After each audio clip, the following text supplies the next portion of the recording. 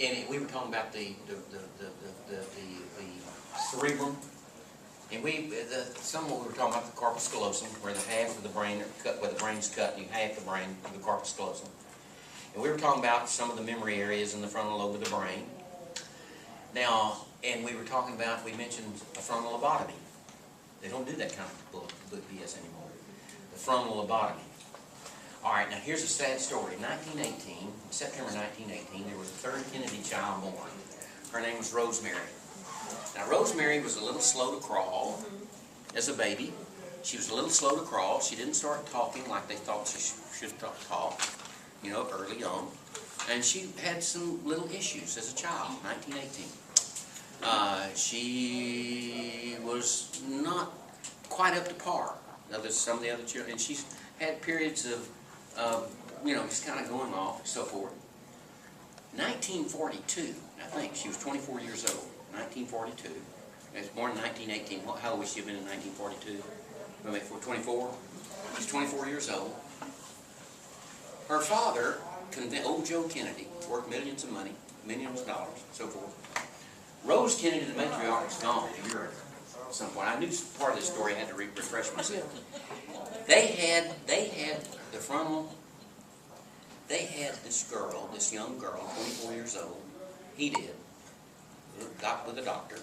Had a frontal lobotomy. Just kind of blew out, busted up most of her frontal lobe. Hopefully to calm her down, to steady her, to make everything better.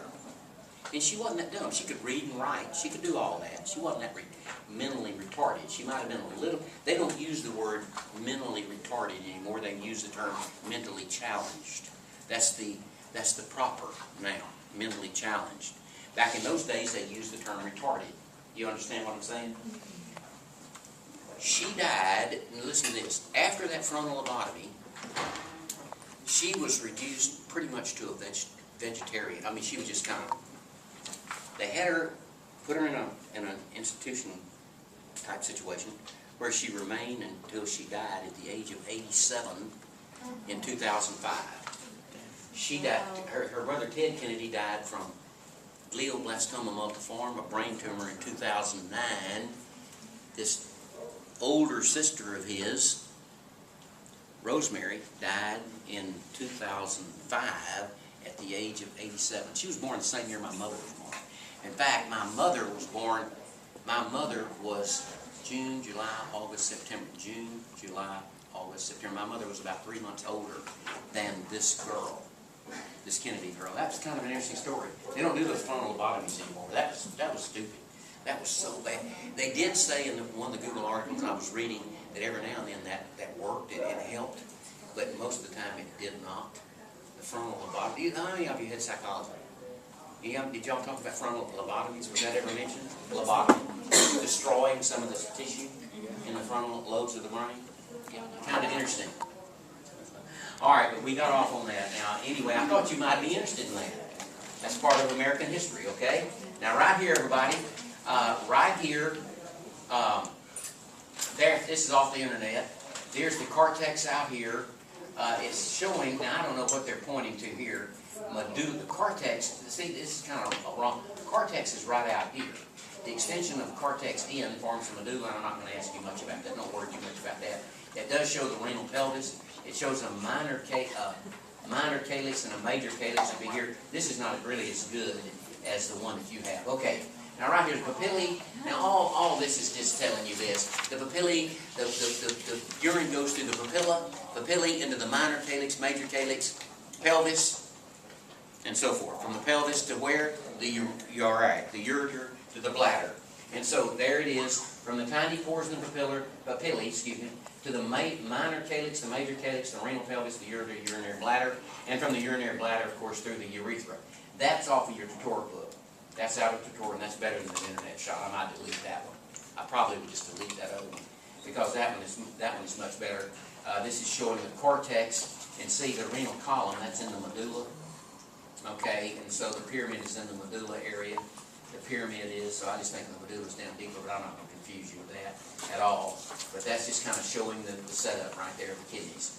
Okay, so there it is. The nephron. Okay, the nephron is they're over 1 times 10. We talked about this in 2401. There's over 1 times 10 to the 6 nephrons. And they're called cortical and juxtaglomerular. Now then, the juxtaglomerular nephron, that is where blood pressure is measured.